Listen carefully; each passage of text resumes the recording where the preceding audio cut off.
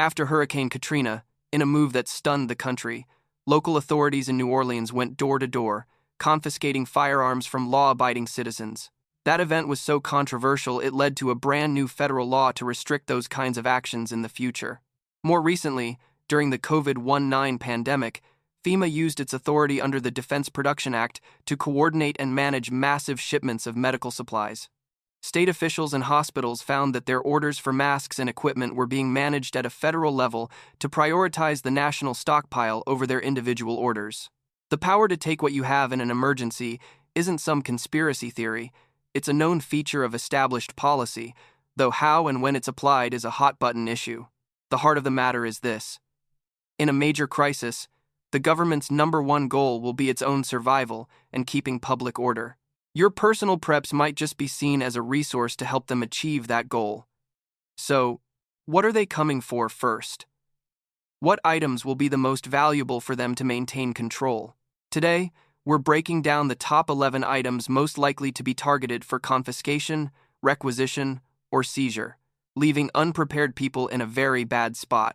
Number 1. Tools and construction equipment. Kicking off our list at number 11 are tools and construction equipment. This might sound boring compared to some other items, but after a disaster that wrecks infrastructure, your workshop could become a strategic asset. Think about what happens after a major earthquake or hurricane. Roads need to be cleared, buildings have to be stabilized, and basic services must be restored. The government and its contractors have their own supplies, but in a widespread disaster, they'll be stretched thin. So, why yours? Because the tools of creation are also the tools of recovery. We're not just talking about a hammer and screwdriver. Think bigger. Welders, demolition saws, chainsaws, and heavy-duty mechanic sets. These are the things that allow for debris removal, rescue ops, and fixing critical infrastructure like water mains and power lines. While there isn't some documented history of authorities raiding garages for chainsaws, the legal authority to requisition that equipment in an emergency is there. The government's priority is getting essential services back online, not respecting your private workshop. They need to repair their vehicles, clear their routes, and fortify their positions. The logic is simple. The collective good, as they define it, outweighs your individual ownership of a plasma cutter. They won't see a well-stocked garage as a hobby. They'll see it as an idle resource that needs to be put to work. How do you protect yourself? First, operational security. Don't leave your garage door wide open, showing off thousands of dollars in tools. Keep your valuable assets out of sight. Second, think about redundancy. Don't keep every tool in one obvious spot. Maybe you have a hidden cache of essential hand tools that don't need power and are less likely to be on their list. A high-quality crosscut saw is quiet, needs no fuel, and is far less likely to be requisitioned than a brand-new style chainsaw. The goal is to make your main collection seem less appealing and have backups that are hidden and less desirable. So these 11 categories of items, from the tools in your garage to the food in your pantry, become targets when the system breaks down. The common thread is a fundamental shift in perspective. During a major crisis, the government's priority is not your individual liberty. It is control, stability, and the preservation of its own power. The very things you've gathered to ensure your family's survival may be the exact things they need to ensure their own. Understanding this playbook isn't about fear-mongering. It's about strategic preparation. It's about understanding the threats so you can develop countermeasures. It's about being discreet, building in redundancy, and being smart. Knowledge is the foundation of real preparedness. Hiding a generator is good, but understanding why times you need to hide it is even better. The world is unpredictable, but the patterns of history and the logic of power are not. By thinking like your adversary, you can stay one step ahead. If you found this analysis valuable and you want to learn more about how to protect your family and your preparations, make sure you subscribe to this channel and hit that notification bell. Let me know in the comments below, what is the one item you are most concerned about being confiscated? The discussion helps all of us get better prepared. Stay smart, stay safe, and stay prepared. Number 11. Firearms and ammunition. Here it is, the number 11 item the government will confiscate first. The one item that makes all other confiscations possible. Firearms and ammunition. For a government trying to enforce its will during a collapse, an armed population is the single greatest obstacle. An unarmed populace is a compliant populace. Every other seizure we've talked about, from food to fuel, becomes infinitely easier if the person on the other side of the door has no effective way to resist. The historical example everyone points to is Hurricane Katrina. In the chaos of New Orleans, the police superintendent famously said, "No one will be able to be armed. We are going to take all the weapons." And in certain areas, they did, going door to door and taking guns from law-abiding citizens. That action, which was conducted by local, not federal, authorities, was so widely condemned that Congress passed the Disaster Recovery Personal Protection Act of 2006. This law explicitly prohibits the confiscation of legally owned firearms during an emergency by federal agents or anyone receiving federal funds. And to be fair, in subsequent major disasters, like the hurricanes in 2017, we did not times see a repeat of the New Orleans confiscations, suggesting the law has been effective. However, the fear remains. In a true, nation-breaking catastrophe, particularly under a declaration of martial law, could a desperate government try to bypass those protections? The justification would be restoring order and ensuring the safety of their personnel. They'd claim civilian firearms are contributing to the violence, even if they're only being used for self-defense. Confiscation would likely start at checkpoints. Then it could move to targeted collection using state firearm registration records where they exist. This is the ultimate test. Handing over your firearms means handing over your ability to defend your family and the rest of your preps. Mitigating this is the toughest challenge. The best defense is that they can't take what they can't find. This means your primary strategy isn't a gun safe that's just an obvious box of guns to them. It's creative and sophisticated caching. Firearms can be vacuum sealed and hidden in false walls, buried, or stored in countless other secret spots. You have to assume that if they come to your door with an order, they will take any gun they can find. It's a grim calculation, but a necessary one. In a total collapse, defending your rights might be up to you and you alone. Number 10. Fuel and gasoline. At the number 10 spot is the lifeblood of our entire society: fuel. Without gas and diesel, the modern world stops. Emergency vehicles can't run, military trucks can't move, generators are useless. In a national crisis, fuel will be worth more than gold, and the government will move to control every last drop. The first step will be to secure all commercial fuel infrastructure. Gas stations, refineries, storage depots, they will all be under guard, and the pumps shut off for the public. An emergency order will likely declare all private fuel reserves to be national assets. This is not without precedent. During the fuel shortages of the 1,970 seconds, the government implemented rationing and controlled distribution. In a full collapse, confiscation is a real possibility, especially when you look at actions taken during World War II, where things like excess tires were confiscated to conserve rubber. Why is your personal stash so important to them? Because it's unaccounted for. They know what's in the big commercial tanks. The wild card is the millions of gallons sitting in cans in garages and on farms across the country. That fuel is what will keep their police cars and ambulances running when the main depots are dry. A patrol that sees a big fuel tank in your yard won't just make a note of it. They'll call a tanker and drain it. Those red gas cans lined up in your garage are a beacon. Mitigating this risk requires serious effort. Your main fuel storage must be completely hidden. Burying a tank is a popular but complex solution. A simpler method is storing fuel in smaller, military-style jerry cans in multiple hidden spots. Don't put all your eggs in one basket. Also, consider alternative fuels. A diesel vehicle converted to run on waste vegetable oil is a huge advantage. Propane is another great option. It's stable and often overlooked in the rush for gas and diesel. A tri-fuel generator that can run on propane gives you options when others have none. The strategy is to be discreet and diversified. Hide what you have, and have a plan to use fuels they aren't looking for. Number 9. Food and water. We've reached the top 9, the absolute essentials for survival. At number 3 is the most basic need of all: food and water. When supply chains break and grocery stores are empty, the government has a huge problem: a hungry population. A hungry population is a desperate one. To maintain control, the government must be the one handing out the food. This makes any large, private food stockpile a direct challenge to their authority. The legal tool would again be the anti-hoarding provisions of the Defense Production Act.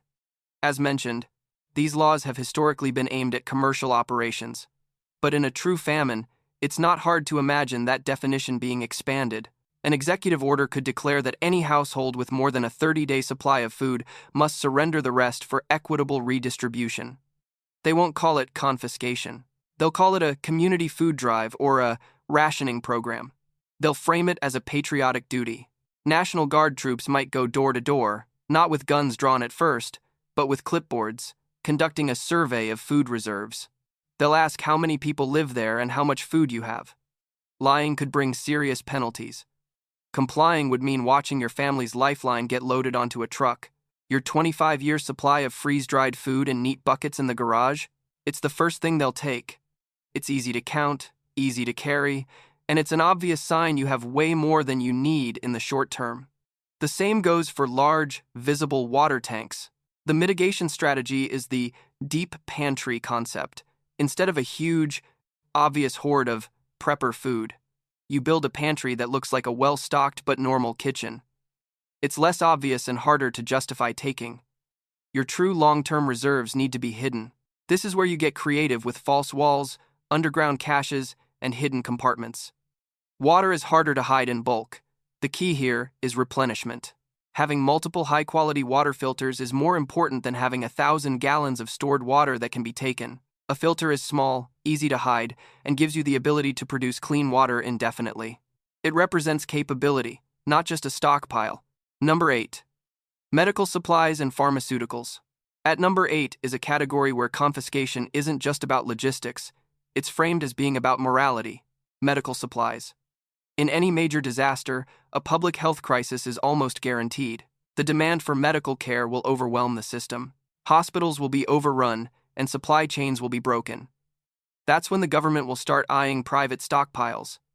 We got a preview of this during the COVID-19 pandemic. Under the Defense Production Act, FEMA took on a role coordinating the domestic distribution of PPE, like N95 masks, to ensure they went to federally identified areas of greatest need. It wasn't door-to-door confiscation, but it set the precedent that in a health emergency, the government can and will step into the supply chain. In a worse scenario, the scope could widen. They'd target large, private stockpiles of items in critical demand. This includes antibiotics, which would be priceless in a world without sanitation. It includes prescription painkillers and trauma supplies like tourniquets and chest seals. The justification will be simple and powerful. We're taking these supplies to save lives. They will paint a picture of you selfishly hoarding medicine that the community needs. They won't be after your box of Band-Aids. They'll be looking for large quantities. An emergency order could require citizens to turn in excess antibiotics. Pharmacy records could be used to flag people who have filled large prescriptions, marking them as potential hoarders. Mitigating this risk is about looking like a small fish. A massive, perfectly organized medical cabinet is a target. Distributed caches of supplies in multiple, unexpected locations are much more secure. Vacuum seal supplies in unassuming containers. A bottle of fish antibiotics, which can be chemically identical to human-grade ones, is less likely to be identified as a controlled substance than a pharmacy bottle with your name on it. Your most important asset, however, is knowledge. A person with a small kit who knows how to use it is better off than someone with a huge pile of supplies they don't understand. That knowledge can never be confiscated. Number 7. Vehicles. Coming in at number 7 are vehicles, but not just any car. In a crisis, mobility is life. It lets you move resources, escape danger, and respond to threats. The government knows this better than anyone, and their need for working vehicles will be almost limitless.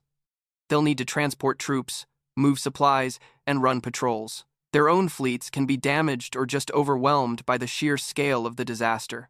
This is where your personal vehicles become a target for requisition. The most wanted vehicles will be the most practical ones. Think 4x4 trucks, especially diesel models. Cargo vans will be invaluable for moving supplies or people. ATVs and UTVs would be perfect for navigating roads blocked with debris. Even a simple motorcycle could be valuable for its fuel efficiency and ability to slice through gridlock. Your brand new EV? Probably safe. In a grid-down world, it's a giant paperweight. But that reliable, well-maintained F-150 with a full tank of gas and a toolbox, that's a prime asset. This wouldn't be a free-for-all. It would likely be organized. Checkpoints could be set up on major roads to assess vehicles. Patrols might be tasked with inventorying useful vehicles in an area. They'd hand you official paperwork, cite the state of emergency, and inform you that your vehicle is being commandeered. You'd get a promise of just compensation, but you'd be left standing on the side of the road. Losing your vehicle in a crisis isn't an inconvenience. It could be a death sentence. How do you protect your transportation? Again, make it a less appealing target. A clean truck with a full tank is ready for them to use. A truck that looks like it's broken down is not. This could mean temporarily disabling it in a way you can fix quickly. Pulling a critical relay or installing a hidden fuel cutoff switch can make the vehicle appear dead on a quick inspection. Also, don't keep all your vehicles in the driveway. A hidden motorcycle or even a bicycle provides a critical mobility advantage with almost zero signature. A bicycle requires no fuel and is unlikely to be on any confiscation list. Number 6. Generators and power equipment. At number 6, we have the source of all modern life, power. Specifically, generators, solar panels, and large battery banks. When the grid goes dark, light and power become the most valuable things on Earth. For the government, restoring power to critical infrastructure is priority number 1. That means hospitals, command centers, and their own bases. They have a massive supply of generators, but in a nationwide, long-term outage, the demand will be infinite. This is where your personal power setup comes in. That big dual-fuel generator wired into your house? That huge solar array on your roof with battery backup? To a desperate official, that's not your personal property. That's a distributed power asset that's lighting up one house when it could be running a field hospital or a communications hub. The legal tool would be emergency requisition. While there's no pattern of seizing residential generators in past U.S. disasters, the language in state emergency power acts suggests it's a clear possibility. The justification would be public health and safety. The logic is hard to argue with in a crisis. Does your right to watch TV outweigh a community's need for a powered water pump? The government will always say no. The most likely targets will be the obvious ones. Large, stationary generators are noisy and easy to spot. A roof covered in solar panels is a billboard advertising your energy independence. Your best defense is a layered approach. Relying on one big, loud generator is a mistake. A better strategy is having multiple, smaller, quieter, inverter generators. They're portable, can be stored out of sight, and used only when you absolutely have to. Their low noise level makes them less likely to attract attention. For solar, a big roof array is a target. A smaller, ground-mounted array in a hidden spot, or even portable solar panels you can store, are much more secure. You want to run your fridge and charge your devices without telling the whole neighborhood you're the only one with power. Number 5. Communication devices. At 5, 7 are independent communication devices. This means everything from ham and GMRS radios to satellite phones. In a major crisis, one of the first things authorities will try to do is create an information monopoly. An information vacuum is a powerful tool of control. If the government is the only source of news, they control the narrative, stop dissent before it starts, and direct the population. Independent communicators are a direct threat to that. A network of ham radio operators can share real-time, unfiltered information about what's really happening. They can report on government actions, troop movements, or where to find resources. They can organize. This is something authorities won't tolerate in a serious scenario. There is a historical precedent for this. During both World War I and II, the U.S. government ordered all amateur radio operators to shut down and even dismantle their equipment to prevent their use for espionage or unauthorized communication. The justification would be national security and preventing misinformation and panic. They could claim unauthorized transmissions are interfering with emergency frequencies, whether they are or not. The government has sophisticated direction-finding equipment they've used for decades to hunt down pirate radio stations. They could use that same tech to find and silence you. Confiscating the devices is the easiest way to ensure silence. Patrols could be ordered to seize any two-way radios or satellite phones they find. Even just listening to international broadcasts is a threat to their information monopoly. They want you listening to the official emergency station and nothing else. So how do you prepare? First, radio silence. The moment you transmit, you risk giving away your position. Learn to listen way more than you talk. A shortwave receiver is passive, it can't be detected. For transmitting, you need discipline. Use low power, send short bursts, and change your location. Second, hide your gear. A big antenna on your roof is a giant sign saying, "Radio gear here." A portable antenna you can put up and take down quickly is much smarter. The goal is to be able to gather intelligence and communicate with your group without ever showing up on the government's radar. Number 4. Precious metals and cash. In a major economic crisis, where the currency is collapsing, the government's number one priority will be controlling the economy and stabilizing its own finances.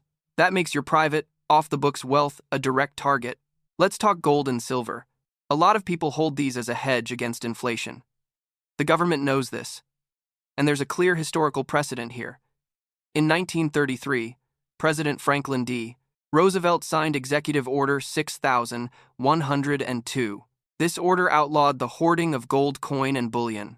Americans were forced to turn in their monetary gold to the Federal Reserve for paper money. Now, there were important exemptions for jewelry, rare collectible coins, and small personal amounts, so it wasn't a total confiscation. But it proved that when the government feels its financial stability is at risk, private assets are on the table. What about cash? You might think having a pile of cash is a great idea, and it is, for a while. But in a true currency crisis, the government could take drastic steps. One scenario economists talk about is demonetization. They could declare that all bills over, say, $20 are no longer legal tender and have to be exchanged for a new currency, maybe a digital one, by a certain date. This forces all that hidden cash out into the open, where it can be tracked, taxed, and controlled. Anyone showing up with a suitcase full of $100 bills will raise some serious red flags. This hasn't happened in the U.S., but other countries have used this exact tactic. The why is simple: control. Someone using untraceable gold and cash is outside their system. By forcing everyone onto a new, possibly digital currency, they get total awareness of the economy. They can see every transaction and, more importantly, they can deny any transaction. How do you mitigate this? For precious metals, the lesson from 1933 is that standard bullion was the target. Smaller, less obvious forms, like jewelry, were safer. For cash, diversification is key. Having a mix of smaller bills is more practical and less likely to draw attention. True financial resilience means not depending on any single thing. It means having a mix of assets, from cash and metals to tangible goods and skills you can barter. Number 3. Weapons other than firearms. When people hear confiscation, their minds jump straight to firearms. We'll get there. But at number 9 is a category that's often overlooked: non-firearm weapons. This is everything from high-end compound bows and crossbows to machetes and large knives. When the government is trying to assert total control over a population, anything that can be used as a weapon is a liability in their eyes. Why would they take these? The official reason is officer safety and preventing violent resistance. A bow or a big knife might not have the range of a rifle, but they're still deadly, especially up close. During martial law or a strict curfew, anyone who is armed is a potential threat to patrols. They won't stop to ask if you're a prepper with a hunting bow or a rioter with a machete. In their playbook, a weapon is a weapon. A confiscation order might not say firearms only. It could easily be worded to include deadly weapons, which is an incredibly broad legal term. This is a speculative point, as there's no U.S. history of systematically collecting knives and bows door to door. However, in specific situations, like at checkpoints or during riots, police can and do seize these items from people. The worry is that in a truly severe crisis, those local practices could become a broader policy. The goal would be to disarm everyone as much as possible to make their job easier and resistance harder. A population stripped of its ability to fight back is a population that's easier to control. Mitigating this threat requires being subtle. Unlike many firearms, most of these items don't have a paper trail. The key is discreet storage. Don't openly display your knife collection or hang your crossbow on the wall. Caches are your friend. A quality bow can be broken down and stored in a small, hidden spot. Useful tools that double as weapons, like a good axe or machete, should be stored with other tools, looking less like an arsenal and more like yard equipment. It's all about perception. The goal is to keep your ability to defend yourself without advertising that capability. Number 2. Land and buildings. We've got something you can't just hide in a closet: your land and your buildings. Most people think of eminent domain when the government takes land that long, drawn-out process for building a highway. But in a declared state of emergency, the rules change. The power to commandeered property, to temporarily seize land and buildings for public use, is a standard part of emergency law. Why would they want your property? The reasons are endless. In a pandemic, they might need buildings for quarantine zones or pop-up medical facilities. Your isolated farmhouse could look like the perfect spot to house sick people away from cities. During civil unrest, a warehouse in the right location could be commandeered as a logistics base or detention center. Hotels are prime targets for housing refugees or emergency workers. Your open land could be used for anything from a helicopter landing zone to a temporary morgue. The key difference here is commandeering versus eminent domain. Eminent domain is permanent. Commandeering is supposed to be a temporary seizure for the emergency. But temporary can feel pretty permanent when you're locked out of your own home, and the just compensation you're owed might be a bureaucratic mess to claim later. While FEMA itself doesn't have the direct authority to seize your home, state governors often do, and FEMA works hand in hand with them. Imagine you have a multi-acre property out in the country, a perfect pre-paper retreat. You've got a well, solar power, security. To you, it's a sanctuary. To a government agency managing a crisis, it's a pre-built, self-sufficient forward operating base. They'll see your hard work not as a personal accomplishment, but as a convenient solution to their logistical headaches. Mitigating this risk is tough, but not impossible. The location is a big one. A property right off a major highway is an easy target. One that's remote and hard to get to is less so. Appearances also matter. A property that looks like a fortified compound with a huge radio antenna is asking for attention. A humble-looking farm, less so. The gray man idea applies to your home too. Finally, have your legal paperwork in order. If your property is seized, clear title and proof of ownership are essential to getting it back or getting paid for it in the long run.